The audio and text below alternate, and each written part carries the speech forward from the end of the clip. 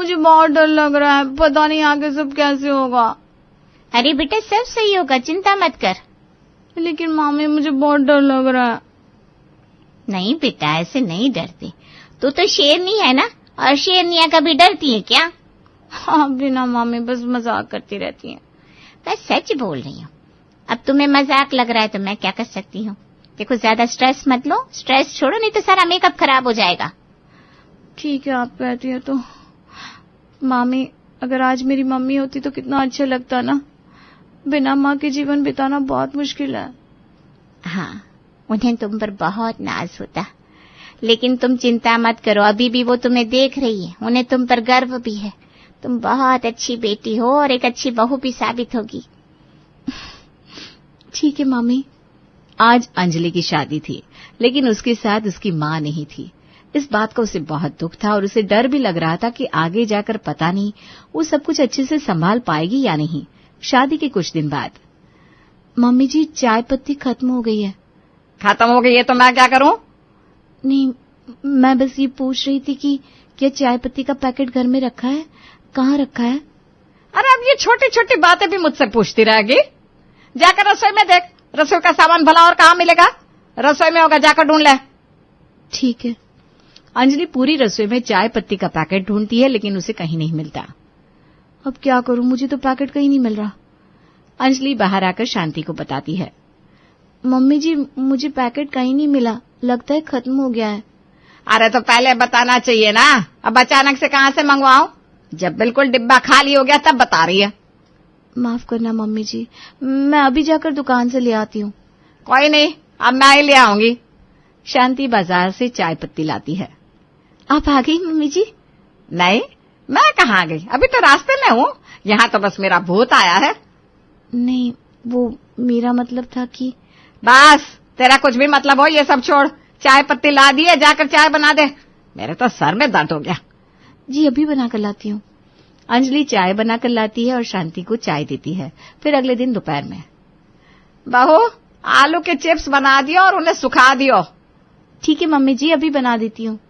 अंजलि आलू की चिप्स बनाने के लिए उन्हें कट कर लेती है और कट करने के बाद अब इन्हें सुखाऊं कहाँ, मम्मी जी से जाकर पूछ लेती हूँ। अंजलि ये पूछने के लिए शांति के पास आती है।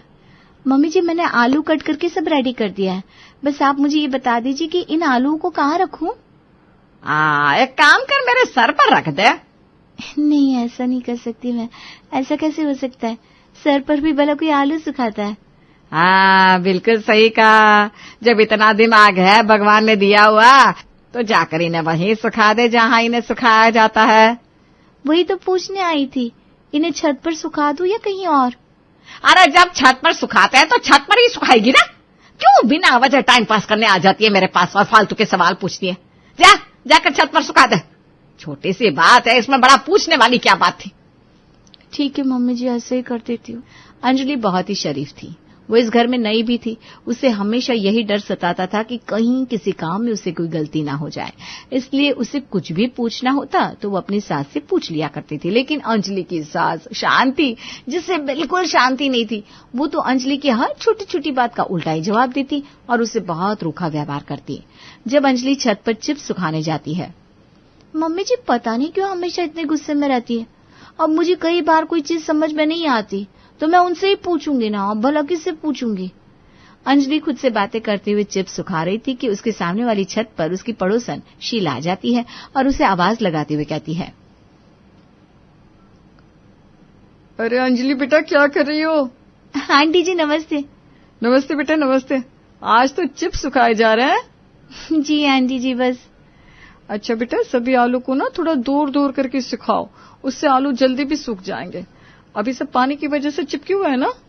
हाँ हाँ वो ना आज मैं पहली बार कर रही हूँ ना आंटी जी, इसलिए मुझे ज्यादा कुछ पता नहीं है। कोई बात नहीं बेटा, तो क्या हो गया, हमने भी ये काम कभी पहली बार किया था तब हमें भी नहीं पता था। हाँ aunty ji thank you so much.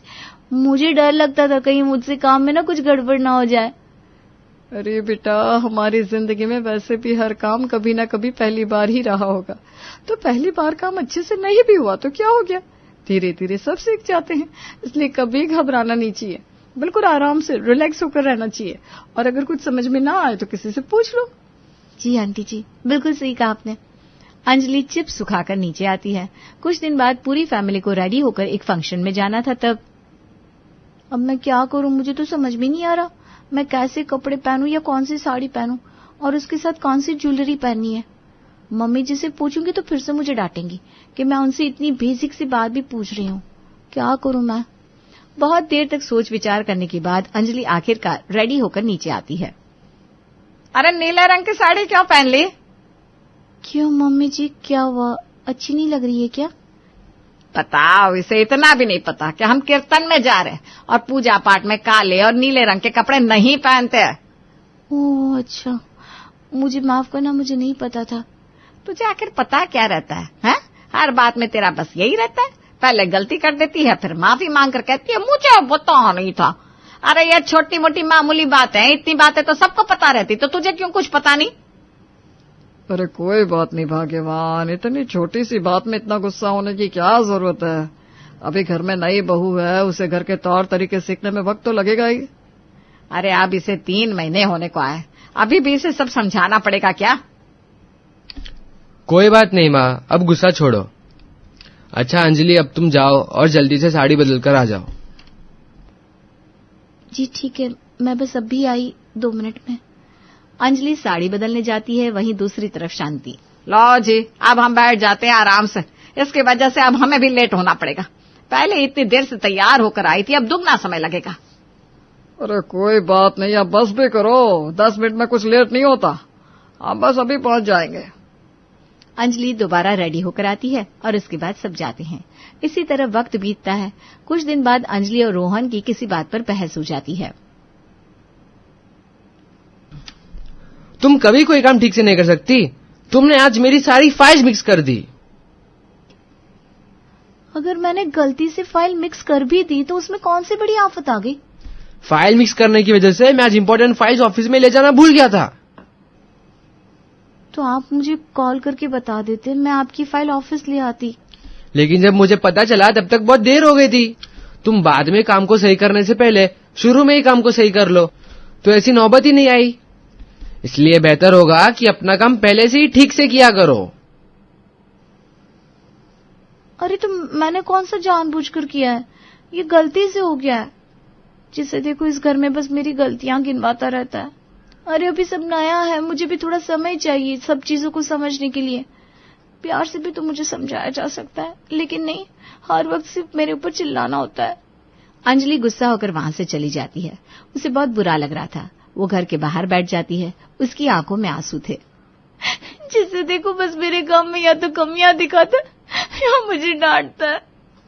तभी वहां उनकी पड़ोसन शीला आती है। अंजलि को ऐसे रोता हुआ देखकर कहती है, क्या बात है बेटा, तुम इस तरह बाहर बैठ कर रो क्यों रही हो? कुछ नहीं आंटी जी, बस ऐसे। कोई बात नहीं बेटा, तुम मुझे बता सकती हो, मैं तुम्हारी मदद करूंगी। मेरी और इनकी आज लड़ाई हो गई। अंजलि शीला को पूरी बात बताती है। अरे कोई बात नहीं बेटा, इसमें इतना घबराने वाली क्या बात है। पति पत्नी के बीच तो लड़ाई झगड़े चलते ही रहते हैं। अब घर में 2 बर्तन होंगे तो शोर भी होगा, कभी कभी प्यार से रहते हैं तो कभी कभी लड़ाई झगड़े भी होते हैं। हाँ आंटी जी, आप सही कह रही हैं, लेकिन बात यहाँ सिर्फ लड़ाई झगड़े की नहीं है।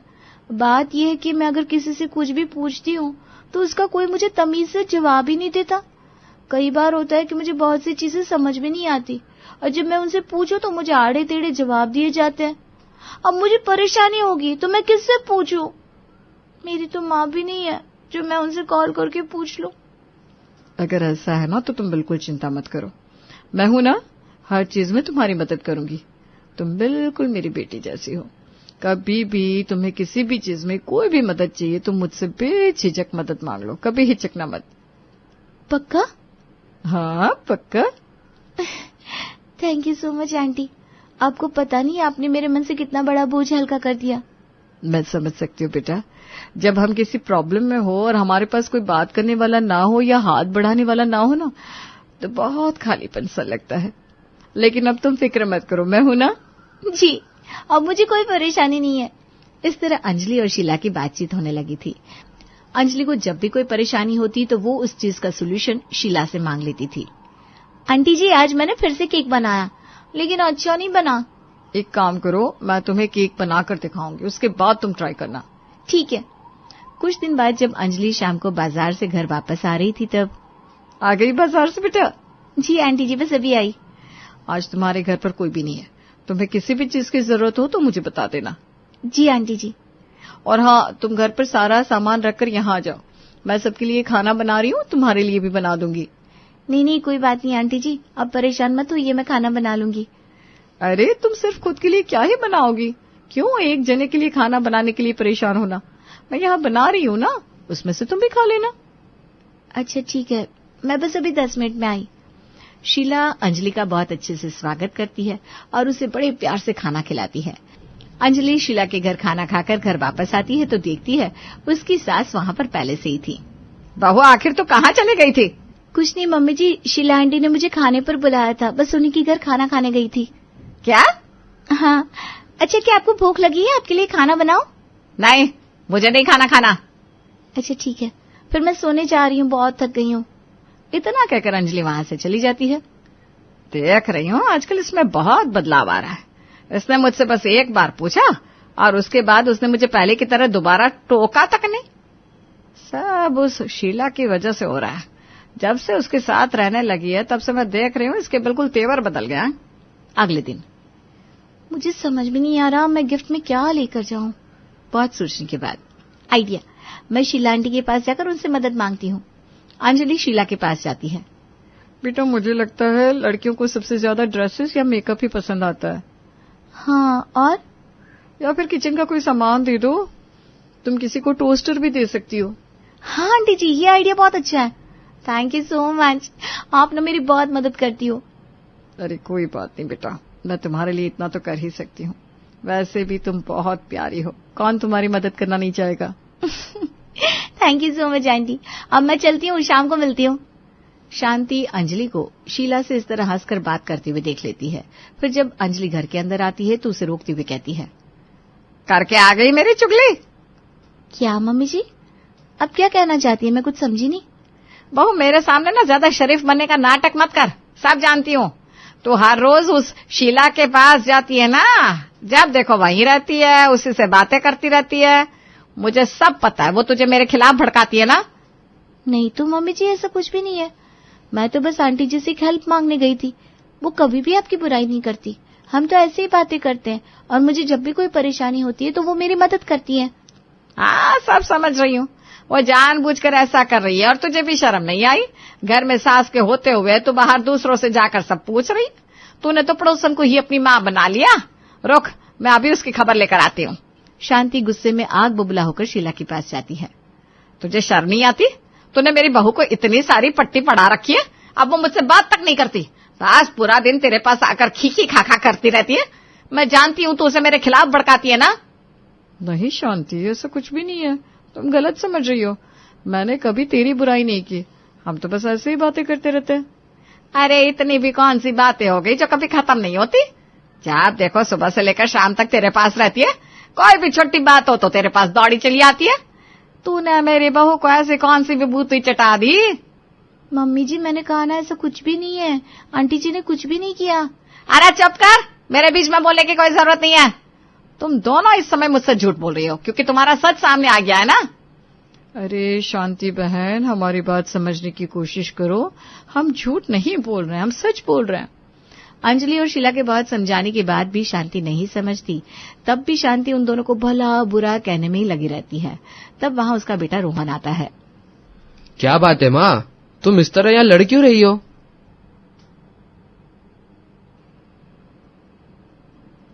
अरे बेटा देख, आज इसे कुछ पूछना था, उसने मुझसे नहीं पूछा, ये सीधे इस शीला के पास चली आई। ये हर छोटी छोटी बातें इसी से पूछती है, मुझसे तो कोई बात ही नहीं करती। शीला ने इसे मेरे खिलाफ भड़का रखा है, दोनों एक दूसरे से बातें करने में लगी रहती है, मुझसे तो कोई पूछता ही नहीं। ये ना मुझे पूरी तरह इग्नोर करने लगी है। शांति रोहन को सारी बात बताती है और आराम से सुनने के बाद, देखिए ऐसा कुछ भी नहीं है, मैं मम्मी जी को इग्नोर नहीं करती। मैं जानता हूँ अंजलि, तुम शांत हो जाओ, मैं बात करता हूँ। देखो मम्मी, बात ऐसी है, इसमें अंजलि की कोई गलती नहीं है, लेकिन आपकी गलती है। वाह बेटा, अब तू भी इसकी साइड ले रहा है। मेरी भला क्या गलती? मम्मी जब भी अंजलि आपसे कोई बात पूछती थी, आप हमेशा उसे डांटती थी और कभी उस बात का सीधा जवाब नहीं देती थी। आपने कभी उसकी परेशानी को नहीं समझा और ना ही उसे हल करने की कोशिश की। आप जानती है ना कि अंजलि की माँ नहीं है। उसे भी तो अपना दुख दर्द बांटने के लिए और परेशानियों का हल निकालने के लिए किसी से बात करने की जरूरत होती थी। हम आपको कितना समझा देते कि उससे गुस्से में बात मत करो, लेकिन आप अक्सर गुस्से में ही बात करती थी। लेकिन बेटा। लेकिन नहीं मम्मी, अंजलि घर में नहीं थी, उसे सब तौर तरीके नहीं मालूम थे। जब भी वो आपसे कुछ पूछती, आप उसे कहती कि तुझे इतनी छोटी चीज नहीं पता। अगर किसी को कुछ नहीं पता तो उसे प्यार से समझाया जाता है, ना कि उसे नीचा दिखाने की कोशिश की जाए। मैं घर में रहकर सब देखता था और मैंने आपको समझाने की कोशिश भी की, लेकिन आप नहीं मानी। और अंजलि आपसे कुछ इसलिए पूछती थी क्योंकि वो डरती थी कि कहीं उससे कुछ गड़बड़ ना हो जाए। वो नहीं चाहती थी कि उससे कोई भी गलती हो। हाँ शांति, तुम्हें थोड़ा सोचना चाहिए। अगर अंजलि को परेशानी होगी तो वो तुमसे ही पूछेगी ना, क्योंकि तुम ही तो उसकी माँ हो। मम्मी जी, मैं कभी आपको इग्नोर करना नहीं चाहती थी और ना ही मैंने कभी आपकी बुराई की, लेकिन फर्क सिर्फ इतना था कि मुझे आपसे कुछ भी पूछने में डर लगता था। तब शीला आंटी मेरी मदद करती थी। सभी के समझाने के बाद आखिरकार शांति को सब समझ में आता है। बेटा मुझे माफ कर दे, मुझसे गलती हो गई। मुझे तेरे साथ ऐसा व्यवहार नहीं करना चाहिए था। कोई बात नहीं मम्मी जी, आप मुझसे माफी मत मांगिए, आप मुझसे बड़ी हैं। ठीक है बेटा, लेकिन मैं आगे से ऐसा नहीं करूंगी। अब से मैं तेरे साथ प्यार से रहूंगी और तेरी हर चीज में मदद भी करूंगी। हमारे यहाँ जो लड़के कुछ नहीं करते उन्हें खोटा कहा जाता है। अरे क्या सारा दिन घर पर पड़ा रहता है, दिन भर पता नहीं क्या क्या लिखता रहता है, जाकर बाहर काम क्यों नहीं करता? क्या काम करूं पापा, घर के बाहर जाकर काम करने का मेरा मन नहीं लगता। मैं लेखक हूँ, लिखता हूँ, तो फिर मैं कहीं से भी बैठकर लिख सकता हूँ ना। और अपने भाई को देख, कितनी मेहनत करता है, कितनी बड़ी दुकान जमा ली उसने, सारा दिन लगा रहता है। अरे तुझे क्या हो गया है, तू क्यों काम नहीं करता? बोल तो रहा है लेखक है लेखक, लेकिन लेखक साहब कलम से घर नहीं चलता, रोटी नहीं बनती, कोई काम करो। माँ अब तुम तो समझो, कोशिश कर रहा हूँ कि कोई काम मिल जाए। तभी बड़ा बेटा दिनेश आ जाता है। माँ ये ले पनीर सब्जी बना दे और ये ले 2000 गल्ले में रख दे, घर में किसी के काम आ जाएंगे। पापा ये लो, वो वाली शर्ट आपकी पुरानी हो गई है ना। जीता रहे बेटा, जीता रहे। तू है तो सर उठाकर जी रहे हैं, लेकिन ये तो पता नहीं क्या करेगा। अरे कल को कौन इससे शादी करेगा? माँ मैं कल से इसे दुकान ले जाऊंगा, वहाँ बाइक ठीक करना, पंचर लगाना सब सिखा दूंगा। फिर किसी और इलाके में इसकी भी दुकान खोल देंगे। भाई प्लीज ऐसा मत कर, मैं नहीं कर सकता ये बाइक ठीक करने का काम। हाँ, बाइक को कैसे बेचे उसका विज्ञापन लिख सकता हूँ, बाइक की क्वालिटी और स्ट्रेंथ इन सब पर मैं लिख सकता हूँ।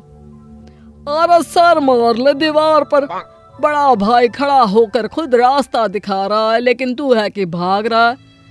एक दिन समझ में आएगा तुझे। ए जी छोड़िए ना, वो क्या है ना, दिनेश के लिए लड़की देखने जाना है, तो कल सभी तैयार हो जाना वक्त पर। अब बड़ा हो गया है दिनेश और काम भी अच्छा चल रहा है। तो सभी अगले दिन लड़की वाले के घर जाते हैं। सब कुछ पसंद आ जाने के बाद लड़की की माँ कहती है, वैसे तो आपके दोनों ही बेटे दिखने में हीरो है, ये छोटा वाला क्या करता है? जी मैं लेखक हूँ। हाँ वो तो ठीक है, लेकिन पैसे वैसे कमाते हो, क्या करते हो रोटी भाजी के लिए बेटा? जी बताया ना, लेखक हूँ, लिखता हूँ। अच्छा, क्या लिखते हो बेटा? वो क्या है ना, इसके बारे में कम जानकारी है हमें। क्या लिख पढ़ कर भी पैसे मिलते हैं? पहले पूरी जिंदगी पढ़ो लिखो, फिर जब नौकरी लगे तो उसमें भी पढ़ो लिखो। ये तो मजाक ही है। तभी गुस्से से भरी विमल की माँ बोल पड़ती है, हाँ हाँ ठीक बोल रही हो बेटी, अब क्या करे, मजाक तो हो ही गया हम लोगों के साथ। छोटा बेटा नालायक निकला, किसी काम का नहीं। भाई पर बोझ बनेगा, देख लो। करनी है तो शादी करो, वरना बाद में मत बोलना कि बताया नहीं था। सब ये सुनकर शांत हो जाते हैं, सबके मुंह बंद और एक दूसरे को देखने लगते हैं। काफी देर सन्नाटे के बाद लड़की के पिता कहते हैं, अच्छा मजाक है अच्छा मजाक है। वो क्या है ना, इतना बड़ा महल जैसा घर बनाया है, उसमें तो हिस्सा है ही ना। विमल चुपचाप सब सुन रहा था। पास खड़ी थी लड़की की छोटी बहन, जो विमल को देख रही थी। क्या बात है, तुम्हारे बारे में लोग इतना मजाक उड़ा रहे हैं, तुम कुछ बोल क्यों नहीं रहे? बोला वहां जाता है जहां बराबरी की सोच हो। जिन लोगों को लेखक होने का मायना ही नहीं पता, मैं उन लोगों से क्या बहस करूं। ठीक हूं मैं। सभी वहां से चले जाते हैं। विमल को माँ की बात का बुरा तो लगता है, लेकिन करता भी क्या, वो तो अपने लिखने पढ़ने में ही व्यस्त रहता है। एक रोज, अरे विमल की अम्मा कहाँ हो, जरा यहाँ तो आओ, एक बात करनी है। माँ अपनी सबसे खास सहेली को देखकर खुश हो जाती है। अरे आओ आओ कंचन, क्या बात है, आज बड़े दिन बाद याद आई मेरी। मैं तो कब से तरस रही थी तुमसे बात करने के लिए। क्या हाल है गली मोहल्ले का, तेरी सास और वो तेरी सहेली? अरे सब बताऊंगी, पहले एक गिलास पानी दे। और एसी भी चला, बड़ी गर्मी है आज बाहर तो। माँ विमल की तरफ देखती है, जो पास में बैठा कुछ लिख रहा था। ओए, ये नाटक बंद कर लिखा पढ़ी का, और जाकर पानी लेकर आ, और हाँ चाय भी चढ़ा देना और एसी ऑन कर दे जल्दी। माँ विमल को ढेर सारे काम का ऑर्डर देकर सहेली से गप्पे मारने लग जाती है। और सुना जल्दी जल्दी, मुझसे तो रुका ही नहीं जा रहा। और वो तो मैं तुझे बता दूंगी, पर ये बता कि कोई अपने जवान बेटे से ऐसे बात करता है क्या? अरे काहे का बेटा, खोटा सिक्का है, खोटा सिक्का, एक पैसे का काम नहीं करता, घर पर बैठा बैठा स्याही बर्बाद कर रहा है बस। अरे कैसी बात कर रही हो, लिखने पढ़ने वाले लड़के कभी खाली हो ही नहीं सकते। खैर मैं ये बोल रही थी कि वो पड़ोसी है ना, उसकी बेटी का चक्कर, और फिर सिलसिला शुरू हो जाता है लंबी पंचायत का। बीच बीच में माँ विमल को चाय पकौड़े का ऑर्डर भी देती रहती है। एक रोज, अरे दिनेश, कोई और काम क्यों नहीं कर लेता बेटा? इंजन बनाने के काम में हाथ से लेकर चेहरा सब काला हो जाता है। सही बोल रही हो माँ, अब तो प्रॉफिट भी नहीं रहा। मेरे दुकान के आसपास ही 10 दुकान खुल गई है, ग्राहक एक, ऑप्शन अनेक। और ये खाली इंसान, अगर यही एक दुकान खोल लेता तो काम सीखकर कम से कम 2 दुकान तो होती बाइक ठीक करने की अपनी। माँ क्यों रोज रोज एक ही बात बोलती हो? नहीं है मेरा इंटरेस्ट इन चीजों में, मैं कैसे काम कर लूं? अरे खाना खाता है ना, पता है कि वो कहाँ से आता है? भाई लाता है पैसा। विमल सर नीचे कर लेता है। पापा मैं लगा हूँ अपनी किताब को लेकर, जैसे ही पब्लिश होगी कुछ पैसे आ जाएंगे। और रहने दे, हमने तो स्कूल के बाद उठाई ना किताब, कोई कान पड़ता है आज के जमाने में। देख विमल, बोल देती हूँ मैं, दिन के 500-600 घर नहीं लाया तो घर में रहने की जरूरत नहीं है। अरे मैं तो कहता हूँ अभी निकालो इसे, काम का न काज का, दुश्मन अनाज का। अरे काहे गुस्सा कर रहे हो, बैठो ना, मैं चाय लेकर आ रही हूँ, ये टीवी देख लो। माँ टीवी जैसे ही ऑन करती है, टीवी में विमल की किताब को दिखाया जा रहा था। ये किताब पूरे देश ही नहीं बल्कि विदेश में भी तहलका मचा रही है। विदेश पब्लिकेशन हाउस इसे 10 भाषा में अनुवाद करने के लिए भारत के लेखक विमल के पास जाने ही वाले हैं। अरे वाह, ये तो अपना ही बेटा है। विदेशी लोग आ रहे हैं, हे भगवान, अपना बेटा तो डॉलर में कमाएगा, डॉलर में। वाह पापा, अब तो मैं बाइक का शोरूम खोलूंगा। तभी घंटी बजती है और कुछ विदेशी लोग घर आते हैं।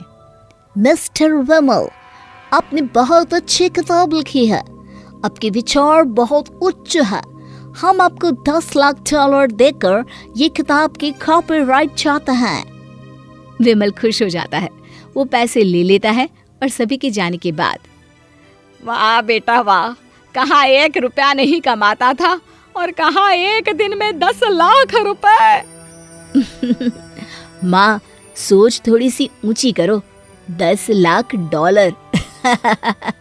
लीला देवी और हरिप्रसाद हंसी खुशी अपना जीवन बिता रहे थे।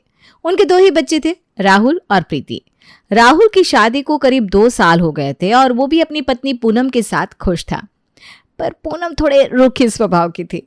उनके घर में एक काम वाली काम करने आती थी और पूनम का व्यवहार उसके साथ बिल्कुल अच्छा नहीं था। वो हर वक्त उसे परेशान करती या उससे फालतू के काम करवाती रहती।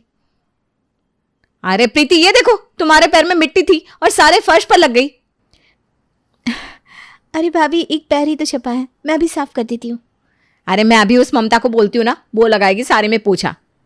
अरे पर भाभी, एक पैर ही छपा है, उसके लिए पूरे में पोछा लगवाने की क्या जरूरत है? अरे हमने उसे काम करने के लिए रखा है ना, तो काम नहीं करवाएंगे क्या? फ्री में थोड़ी ना करती है, पैसे देते हैं। ममता, ममता इधर आओ जल्दी। जी मालकिन, क्या हुआ? ममता, जरा इधर दोबारा से पोछा लगा दे, देख पैर के निशान आ गया है। ममता जहां निशान होता है वहां पोछे से साफ कर देती है, पर पूनम को इतने से कहाँ चैन पड़ना था। वो तो ममता को चिल्लाकर कहने लगती है, तू ना ज्यादा काम चोरी मत किया कर, ढंग से सारे में पोछा लगा।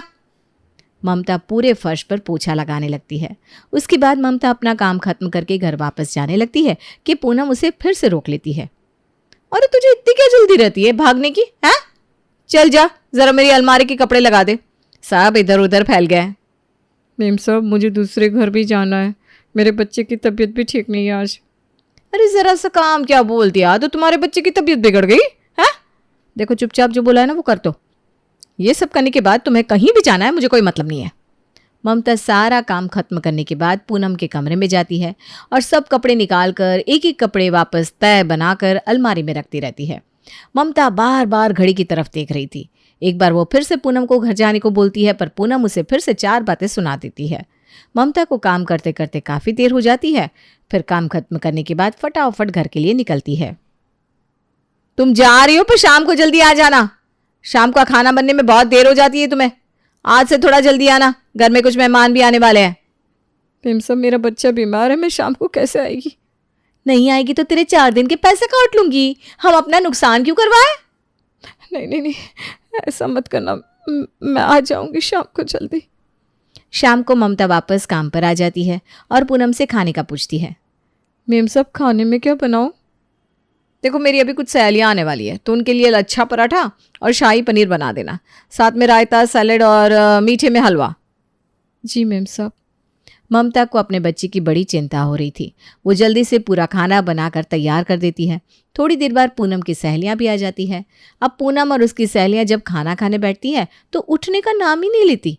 ममता की गर्मी के मारे इतनी बुरी हालत हो रही थी और पूनम उससे एक के बाद एक पराठे बनाने को बोलती रहती है। ममता को बहुत तेज गुस्सा चढ़ जाता है। तभी पूनम रसोई में आकर कहती है, अरे ममता, जरा जल्दी जल्दी हाथ चला, टेबल पर पराठे खत्म हो गए। ऐसा मैम साहब, मुझे तो माफ़ कर दो, मेरे बस का नहीं है इतना काम करना। पूरा दिन आप मुझे अपने ही घर के कामों में लगाए रखती हो और किसी के बीमार होने पर भी आपको तरस नहीं आता। बहुत पराठे बना लिए मैंने, अब मेरे बस का नहीं है एक और पराठा बनाना।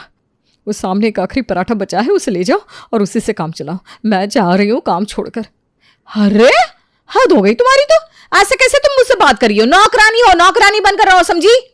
नौकरानी हूँ, कोई मशीन नहीं हूँ। जब खुद इतना काम करोगी तब समझ में आएगा। ममता और पूनम की आवाज़ सुनकर वहां पूनम की सास भी आ जाती है। जब उसे पता चलता है कि ममता काम छोड़कर जा रही है तो उसकी तो हालत खराब हो जाती है। वो अपनी बहू को छोड़ ममता को प्यार से समझाने में लग जाती है। अरे ममता, तू क्यों गुस्सा करती है बेटा? नहीं नहीं मालकिन, मैं अब काम छोड़कर जा रही हूँ। मैं अब इस घर में और काम नहीं कर सकती। अरे ऐसी बात नहीं करती, तू तो हमारे परिवार का हिस्सा है ना।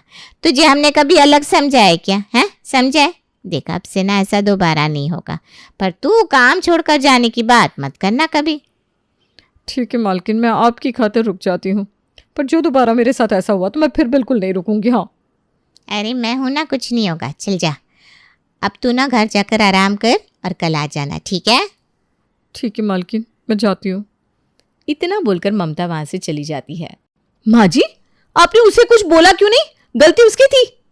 हाँ, बोलकर उसे जाने देती है। पता भी है इस मोहल्ले में काम वाली ढूंढना बहू ढूंढने से ज्यादा मुश्किल काम है। इतनी मुश्किल से ये काम वाली मिली है जो अभी तक टिकी भी हुई है। ये चली गई तो क्या होगा हमारा? पूनम की सास पूनम को ही समझाकर चली जाती है। अगले दिन ममता हमेशा की तरह झाड़ू पोछा कर रही थी। इतने में मनोज उल्टे पांव अपनी फाइल लेने के लिए आता है। अरे मैं जल्दी जल्दी में ऑफिस के लिए निकल गया और फाइल यहीं रह गई। अरे ये देखो, आपने जूते के निशान बना दिए। ममता, ममता जरा पोछा लेकर आओ। ममता ने अभी पोछा लगाया है ना। अरे पर माँ जी, पैर के निशान बन गया है, पोछा तो लगाना पड़ेगा ना।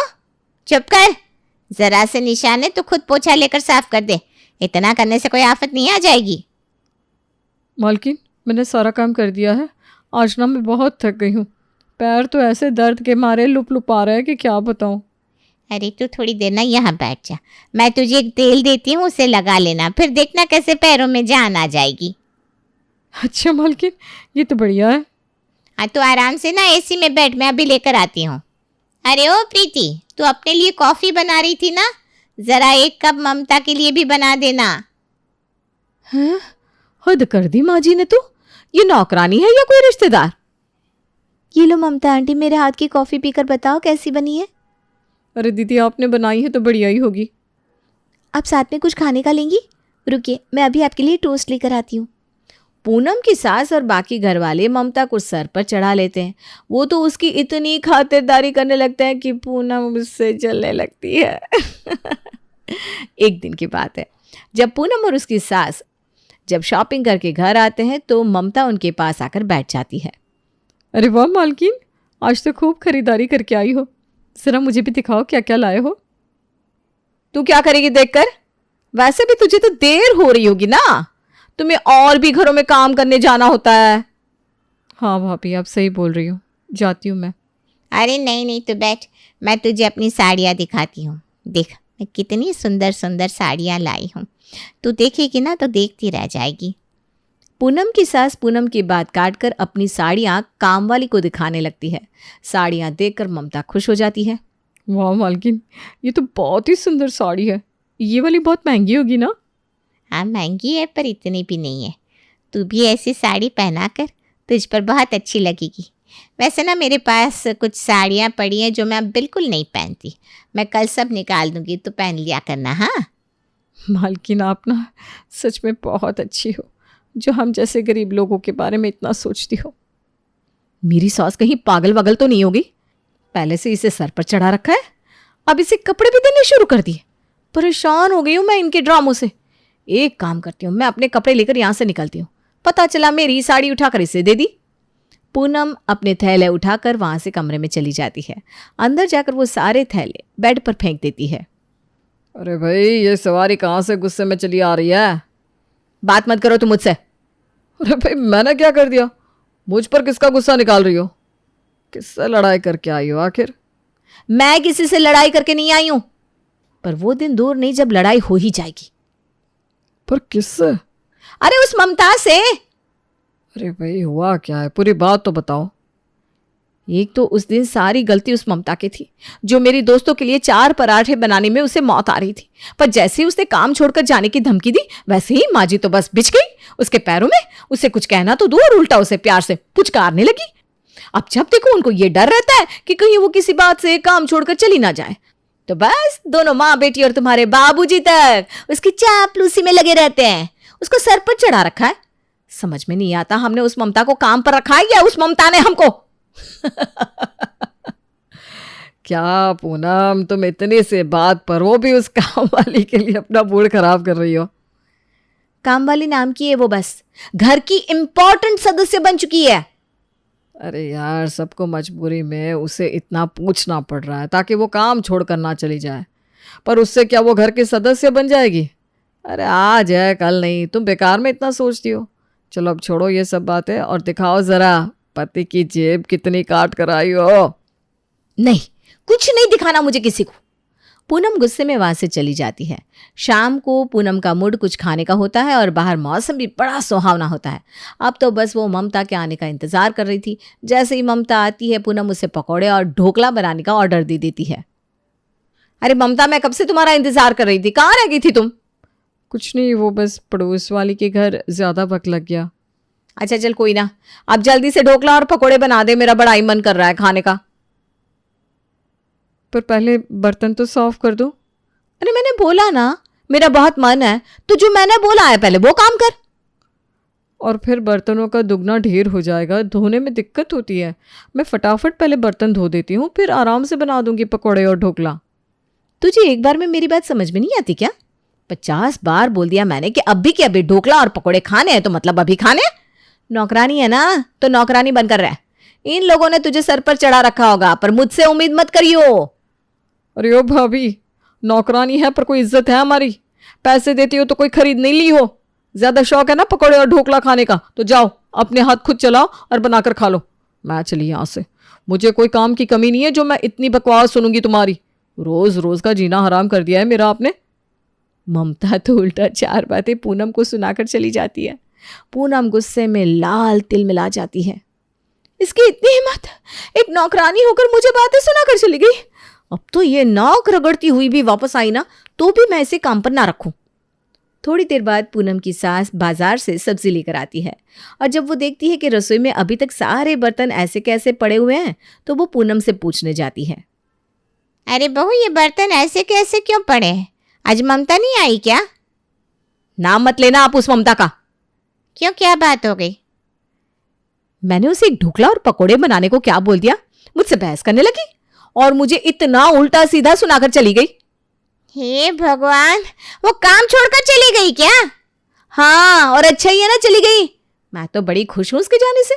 आजकल कुछ ज्यादा ही हमारे सर पर चढ़ी हुई थी। ये तूने क्या कर दिया? कितनी मुश्किल से उसे हमने रोक रखा था। अब मैं क्या ही बोलूं। अब जा रसोई में जाकर बर्तन धोकर रख दे। जब तक दूसरी काम वाली नहीं मिलेगी तुझे ही सब करना पड़ेगा। पूनम की सास तो उसे इतना कहकर निकल लेती है। हाँ, पूनम की आफत आ जाती है। अब पूनम जब रसोई में बर्तन धोने जाती है तो इतने बर्तनों का पहाड़ देखकर उसके तो पसीने छूट जाते हैं। हे भगवान, इतने सारे बर्तन मैं कैसे धोऊंगी? पूनम को ढेर सारे बर्तन खुद ही अकेले धोने पड़ते हैं, जिसे धोकर उसकी हालत बुरी हो जाती है। उसके बाद तुरंत उसकी सास उसे खाना बनाने का बोल के जाती है।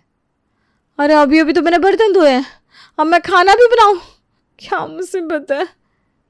पूनम का गर्मी में खड़े खड़े इतना बुरा हाल हो जाता है, पर फिर भी उसे सबके लिए खाना बनाना पड़ता है। खाना बनाने के बाद अब पूनम अपने कमरे में एसी चलाकर बैठने ही जा रही थी कि पीछे से उसे प्रीति आवाज देती है। भाभी आपको पता है ना मैं डाइटिंग कर रही हूँ, मेरा खाना आपने अलग से बना दिया है ना। अरे मैं तो 2 घंटे से किचन में ही लगी हुई हूँ, प्लीज तुम अपना खाना खुद बना लो। अब मैं अपना खाना खुद बनाऊंगी तो पढ़ाई कब करूंगी? कल मेरे एग्जाम है ना। मैं माँ से ही जाकर बात करती हूँ। ममता होती तो ये सब नहीं हो रहा होता। अरे ठीक है बनाती हूँ ना तुम्हारे लिए खाना, बस मुझे थोड़ा टाइम दो। पूनम वापस किचन में जाती है और फिर से काम पर लग जाती है। उस रात तो पूनम को ऐसी नींद आती है कि सुबह तक उसकी आंखें नहीं खुलती। सब डाइनिंग टेबल पर बैठे नाश्ते का इंतजार कर रहे थे। मनोज भी ऑफिस के लिए एकदम रेडी होता है, पर ना तो उसका नाश्ता तैयार होता है और ना ही ऑफिस का लंच। पूनम मेरा नाश्ता कहाँ है? अरे क्यों सुबह सुबह चिल्ला रहे ये? अरे पूनम, तुम अभी तक सो रही हो? मुझे ऑफिस के लिए निकलना है, ना नाश्ता बनाया ना खाना, सब बाहर नाश्ते के लिए बैठे। तुम्हें घर की कोई जिम्मेदारी है कि नहीं?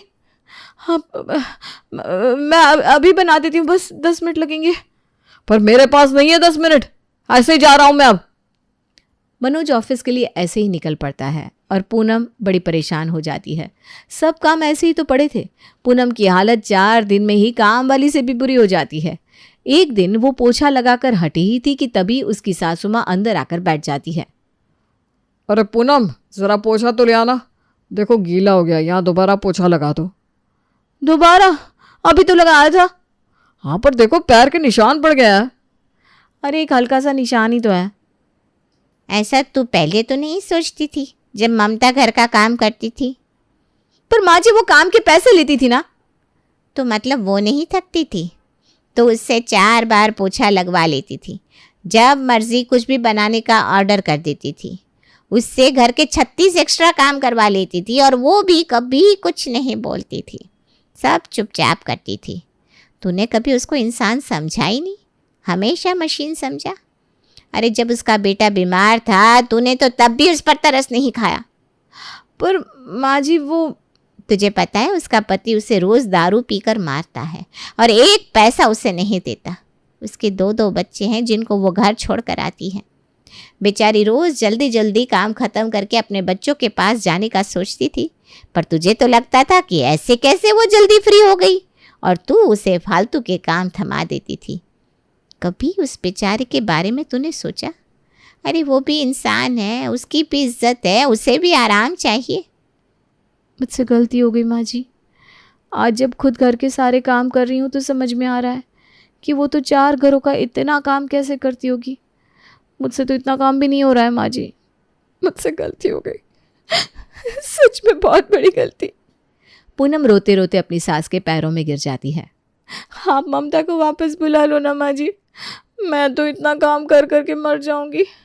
देखिए तो काम करके मेरी कैसी हालत हो गई है, ऐसा लगता है मैं खुद काम वाली बन गई हूँ। सब लोग पूनम के ऊपर हंसने लगते हैं। आप सब मुझ पर ऐसे क्यों हंस रहे हो? हंसे नहीं तो क्या करे, सही कहती हो तुम। जाकर अपनी शक्ल एक बार शीशे में देख तो लो। अब बस भी करो इसका मजाक उड़ाना, मैं कल ममता से बात करूंगी। अगले दिन पूनम जैसे तैसे करके ममता को वापस काम पर आने के लिए मना लेती है। पूनम अपने बर्ताव के लिए माफ़ी भी मांगती है और ममता भी सब कुछ भूल जाती है। उसके बाद पूनम कभी ममता को परेशान नहीं करती और ना ही उससे फालतू के काम करवाती है और सब लोग हंसी खुशी रहने लगते हैं। देख प्रेम, शादी कर ले, बच्चों को देखने वाली आ जाएगी। कम से कम मेरे बाद तुझे तो रोटी नहीं बनानी पड़ेगी ना। ठीक है माँ, जैसा सही समझ। बच्चे बहुत छोटे हैं, कब तक दूसरों के घर रहेंगे? माँ आ जाएगी तो संभाल लेगी। और प्रेम की शादी हो जाती है कांता से। शादी के बाद, देखो मेरे दोनों बच्चों का खूब ख्याल रखना, मैंने इन दोनों के खातिर ही शादी की है। लेकिन होता उल्टा है। शादी के बाद प्रेम के 2 बच्चे और हो जाते हैं और सौतेली माँ प्रेम की पहली बीवी के बच्चों के साथ सौतेला व्यवहार करना शुरू कर देती है। अरे क्या कर रहा है सारा दिन? बस खेलता रहता है। चल तुझे तो नौकरी पर लगा देती हूँ।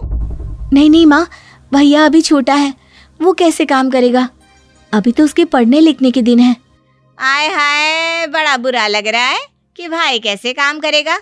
अभी बताती हूँ। सौतेली माँ बेटी को पकड़कर किचन में ले जाती है और कहती है, ज्यादा भाई भाई कर रही है ना, चल खाना बना खाना।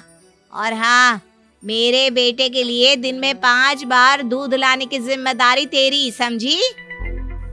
धीरे धीरे वक्त बीतता है, सभी की शादी हो जाती है। लेकिन शादी के बाद जब बड़ी बहू घर आती है, आपकी माँ तो सौतेली है, मैं कैसे मैनेज करूंगी? देखो तुम अपना फर्ज अदा करो, ज्यादा बोलेंगी तो मैं संभाल लूंगा। लेकिन सौतेली माँ सौतेली सास बनकर और भी खतरनाक हो जाती है। देखो बड़ी बहू, तुम्हारे पति की माँ तो पैदा करते ही बच्चा मर गई थी। मैंने पाला है उसे कड़ी मेहनत और लगन से, तो साफ साफ बोल देती हूँ, मुझसे किसी तरह की कोई चालाकी ना करना। वक्त बीतता है। बेचारी बड़ी बहू सौतेली सास के कहने पर चलती रहती है। सारा दिन काम करती, रात में सास के पैर दबाती। और फिर एक दिन, देख बहू, मेरी सगी बहू आने वाली है बहुत जल्दी। मैं अपने बेटे की शादी करूंगी तो तुम लोग तो घर से निकलने की सोचो। वो क्या है ना, मैं नहीं चाहती कि मेरी बहू को किसी भी चीज की कमी हो। माँ जी कैसी बात कर रही हैं? अभी तो इनकी कमाई भी नहीं है कि हम लोग घर ले सके। अरे खरीदने कौन बोल रहा है, पास में ले लो किराए पर। नहीं माँ जी, ऐसा मत करिए, बहुत मुश्किल हो जाएगी। लेकिन सास एक नहीं सुनती। जैसे ही नई बहू आती है, सौतेले बहू बेटे को घर से बाहर कर देती है। बेटी की शादी भी गरीब घर में करके वो अपने बेटे बहू के साथ मजे से रहती है।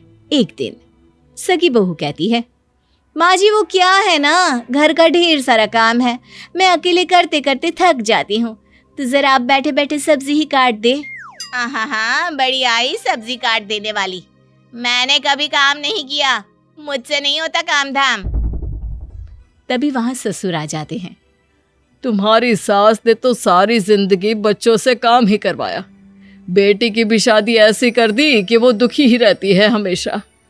पता नहीं किस हाल में है। मैं जरा बड़े बेटे के घर जा रहा हूँ। ससुर के जाने के बाद, माँ जी कल को इस घर का बंटवारा होगा तो क्या हम लोगों को बड़े भैया को भी हिस्सा देना होगा? तभी सगा बेटा आ जाता है। हाँ हाँ, और क्या। और तो और कोर्ट भी साफ साफ कहता है कि बाप की कमाई में तो बेटी का भी हक होता है, तो हो सकता है कि दीदी को भी देना पड़े। हाय दैया, फिर तो क्या आएगा हम लोगों के हिस्से में? ए जी जरा मेरे पापा को तो फोन लगाइए, बात करे तो। क्या बात करनी है बहू, हम है ना, तुम क्यों फिक्र कर रही हो? वहीं पिता रोज के झगड़ों से परेशान होकर स्वर्ग सिधार जाते हैं। पति के जाने के बाद एक दिन, सुन बहू, तेरा ये रोज मटक मटक कर मायके जाना मुझे पसंद नहीं है, तो साफ साफ बोल दे रही हूँ, घर पर रहा कर, नहीं तो तुझे भी घर से निकाल दूंगी मैं। लेकिन छोटी बहू यानी कि सगी बहू होती है बहुत तेज। वो सास को पलट कर जवाब देती है, देखिए माँ जी, ज्यादा चिक चिक मत करिए, सब जानती हूँ मैं क्या क्या करती हैं आप। बड़े भैया और दीदी सीधे हैं, जो जो गहने आपने उनकी माँ की चोरी करके रखे हैं ना, सब पता है, और कैसे कहाँ क्या घोटाला किया है वो भी। अच्छा हाँ किया है, चोरी कर लेगी क्या? जा कर ले जाकर। दोनों सास बहू में लड़ाई होनी शुरू हो जाती है और छोटा बेटा भी अलग हो जाता है। अब रह जाती है घर में सास अकेली। एक दिन बड़ी बहू घर आती है तो सास की हालत देखती है। अरे माँ जी ये क्या हो गया है, अब तो बहुत बीमार लग रही हैं, छोटी कहाँ है? अरे बहू की जात का क्या भरोसा, वो भी गई तुम्हारी तरह। हम कहाँ गए थे माँ जी, आपने निकाला था घर से। हाँ हाँ ठीक है, कैसे आना हुआ ये बता। हम लोगों ने घर बना लिया है, गृह प्रवेश की पूजा में आपको ही बैठना है। अरे छोड़ो जाने दो, देखने तो ये आई होगी कि बुढ़िया मरी क्यों नहीं। ठीक है आ जाऊंगी मैं। सास सौतेले बेटे के घर जाती है जो बहुत ही शानदार बना होता है। सब काम में बड़ी बहू सास को आगे रखती है। माँ जी ये पैसे पंडित जी को दे दीजिए ना। सास घर की तरफ जा रही होती है कि रास्ते में छोटी बहू मिल जाती है। तू कहाँ से मंडरा कर आ रही है? तू तो पीछे वाले मोहल्ले में रहती है ना। रहती थी, हम लोगों ने नया मकान खरीदा है 2 महीने पहले, वो वाला देखिए। अच्छा बेटे ने तो बताया नहीं। बता दिया ना, अब दिखा भी दिया ना, बस चली मत आना। सास को बुरा लगता है कि चलो बहू तो पराई थी, लेकिन अपने बेटे ने भी कुछ नहीं बताया। सास छोटे बेटे को फोन करती है। क्यों रे, तूने घर ले लिया, अपनी माँ को बताया भी नहीं? अरे क्या करता बताकर, तू भी वहां आ जाती लड़ाई करने, चैन से जीना है मुझे माँ। अरे वाह बेटा वाह। और सुन, तू तो चला गया, तेरे पापा की भी पेंशन इतनी नहीं आती कि मैं घर चला सकूं। अगले महीने से कुछ पैसे दे जाना। पैसे? क्या बात कर रही हो माँ, घर का चैन तूने छीन रखा था, सब साथ रह रहे थे तो खर्चे और खाने के बीच में निकल जाता था, अब एक्स्ट्रा मैं कुछ नहीं दे सकता। माँ फोन रख देती है और परेशान हो जाती है कि कैसे उसका खर्चा निकलेगा। तभी बड़ा बेटा आ जाता है। माँ ये ले कुछ पैसे रख ले, और ना हो तो चलकर वहीं रह लेना, ये घर किराए पर चढ़ा दे, जो पैसा आए तू ही रख लेना। नहीं नहीं, तू बस वक्त से पैसे दे दिया कर, मैं नहीं रह सकती इन चंट बहुओं के साथ। सौतेला बेटा चला जाता है और एक दिन माँ का भी देहांत हो जाता है। छोटा भाई सौतेले बड़े भाई से कहता है, भाई देख, जिस घर में माँ रहती थी वो मैं बेच रहा हूँ। अरे ऐसे कैसे बेच देगा, उसमें मेरा भी हक है और मेरी बहन का भी हक है। छोटा भाई उसे एक पेपर देता है जिसमें माँ ने सारी प्रॉपर्टी छोटे को दे दी थी और बड़े दोनों भाई बहन को जायदाद से बेदखल कर दिया था। कोई बात नहीं, मन उदास मत करिए, जिसकी जो फितरत होती है उसे हम और आप कभी नहीं बदल सकते। छोटा भाई और उसकी बीवी मुस्कुराकर वहां से निकल जाते हैं।